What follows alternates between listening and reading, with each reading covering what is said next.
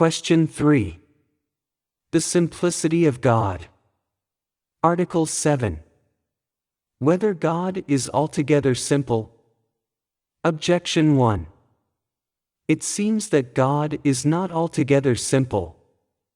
For whatever is from God must imitate him. Thus from the first being are all beings, and from the first good is all good. But in the things which God has made, nothing is altogether simple. Therefore neither is God altogether simple. Objection 2. Further, whatever is best must be attributed to God. But with us that which is composite is better than that which is simple. Thus, chemical compounds are better than simple elements, and animals than the parts that compose them. Therefore it cannot be said that God is altogether simple. On the contrary, Augustine says, God is truly and absolutely simple. I answer that, the absolute simplicity of God may be shown in many ways. First, from the previous articles of this question. For there is neither composition of quantitative parts in God, since he is not a body, nor composition of matter and form, nor does his nature differ from his suppositum, nor his essence from his existence, neither is there in him composition of genus and difference, nor of subject and accident.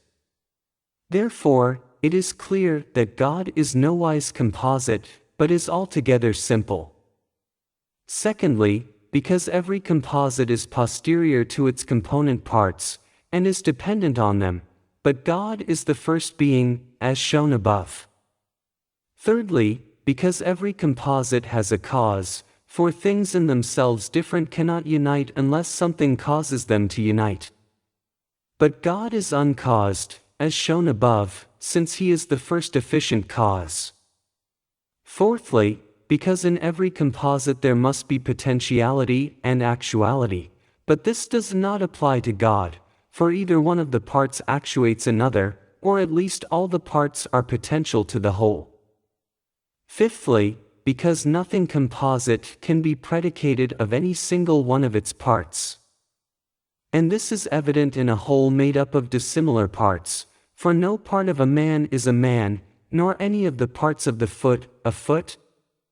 But in wholes made up of similar parts, although something which is predicated of the whole may be predicated of a part, as a part of the air is air, and a part of water, water, nevertheless certain things are predicable of the whole which cannot be predicated of any of the parts. For instance, if the whole volume of water is 2 cubits, no part of it can be 2 cubits.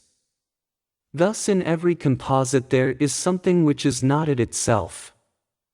But, even if this could be said of whatever has a form, viz., that it has something which is not it itself, as in a white object there is something which does not belong to the essence of white, nevertheless in the form itself, there is nothing besides itself.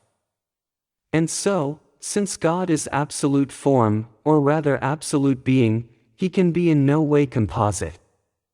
Hilary implies this argument when he says, God, who is strength, is not made up of things that are weak, nor is he who is light, composed of things that are dim. Reply to objection 1. Whatever is from God imitates him, as caused things imitate the first cause. But it is of the essence of a thing to be in some sort composite, because at least its existence differs from its essence, as will be shown hereafter. Reply to objection 2.